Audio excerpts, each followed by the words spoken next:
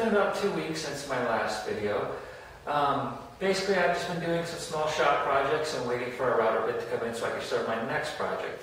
Good news is my router bit has arrived. But I decided that one of the things I want to do before I start my next project is actually do one last little shop project, and that's to make a new small crosscut sled. Now, I already have a large crosscut sled designed for cutting boards up to about 3.5 feet square. And I used to have, up until about a month ago, I did have a small crosscut sled, but I actually ended up damaging that in a previous project. So I need to make a new one before I start my next project, because I will require a crosscut sled for it. So I've already milled all the hardwood 4 square, and now it's time to drill some holes. To attach the fence to the base, I like to use bolts because this allows me to readjust the fence. If after a number of days or weeks or months the fence goes out of square, you can just loosen the bolts and then realign the fence and then tighten them back down and you're good to go. The first thing I need to do is actually drill a recess into the top of the fence so that when it's all assembled, the actual nut and washer are down in underneath the surface, so that way there's nothing protruding from the top, nothing to catch your hands on, nothing to get in the way, and it just looks cleaner to me. Now, I've already set up a fence so that all I have to do is line up with my cross marks and drill the hole.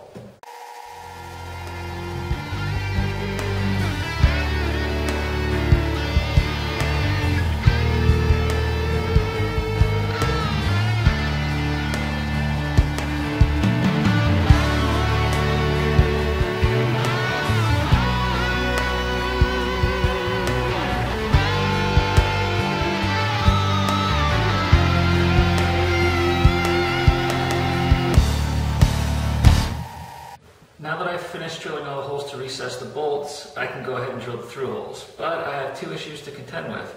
The first one is that my drill press doesn't have enough throw to actually drill all the way through a board this tall. And the second one is that since I've gone ahead and drilled the recess holes, the crosshairs that I originally had that made alignment really easy are now gone, and all I really have now is a little hole from the Fastener bit, 3/4 of an inch down into a small hole. Now, thankfully, since the fence hasn't moved, I don't have to worry about front to back alignment. I just have to worry about side to side. So while it's not ideal, I can get by.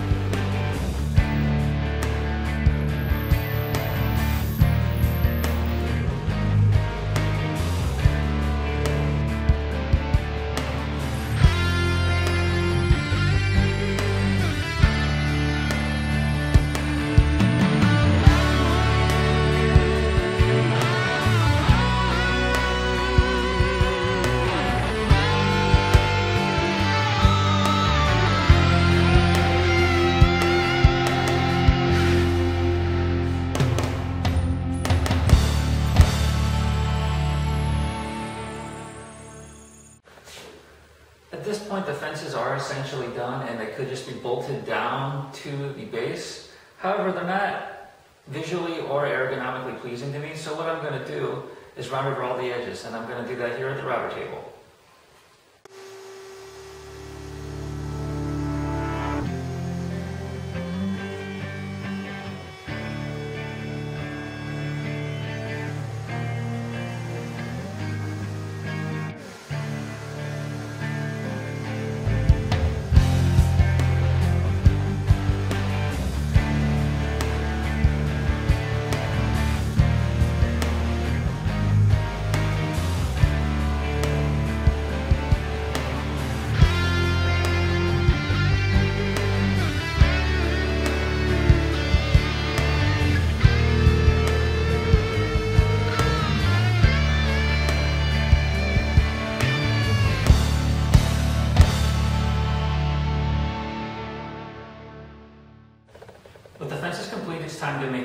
Now, as you can see, I've already finished my base.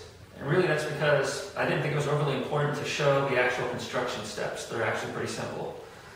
It really amounts to nothing more than a piece of MDF that has countersunk holes for the mounting bolts and then 2 runners attached to the bottom. The runners are attached to the MDF using countersunk 3/4 inch drywall screws. And really, I think this is really the only difficult part of constructing the base, because what you want to do is you want to get the runners as close to perfectly perpendicular to the back of the base as possible. Now, it's pretty easy for me to do this in my shop because I already have a large Crosscut sled that's set up to make nice perpendicular cuts. So what I did was I cut both the sides perfectly perpendicular to the front and the back, or at least as close to perfectly perpendicular you need for woodworking. What this allowed me to do was put the runners down in the miter slots, center, or at least roughly center, the piece of MDF over top the opening for the saw blade, and then I could use my grip fence as a reference surface because I know my grip fence is set up to be perfectly perpendicular to the miter slots.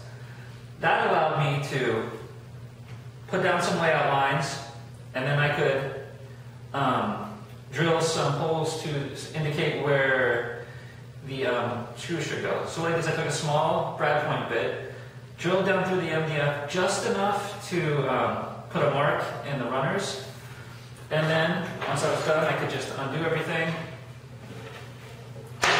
take the runners over to the drill press, and then finish drilling the holes. I was then able to come back, put everything back down in the same fashion, and then drive the screws. Once the fences are mounted, there's one thing left to do, and that's to make sure the back fence is perfectly aligned. To do that, you first start by cutting a slot almost all the way through the base. As you can see here, or maybe you can't see, the slot stops about a 1/16 or an 1/8 of an inch right before the front of the back fence. As a side note, if you used quality hardwood and you put a good amount of effort into making your fences, you might want to put a piece of scrap on the back side of both your front and back fence for when you cut through so you don't get chip out across the back. I personally find it kind of annoying, so I'm really anal retentive about always trying to protect against potential chip out. So once you have the slot all the way cut through, the next step is to take, in this case it's just a piece of wood that's got a rabbet on it, and wedge that down in the slot.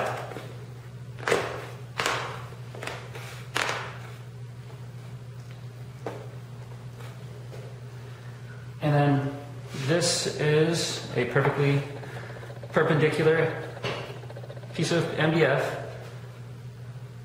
And all you have to do is slide it back and make sure it's nice and referenced. Now you can't see down here, but I do have a small hairline crack. So all I'll have to do is loosen up the fence and then make sure it's butted up against, and then my back fence will be perfectly aligned. And that's all there is to it.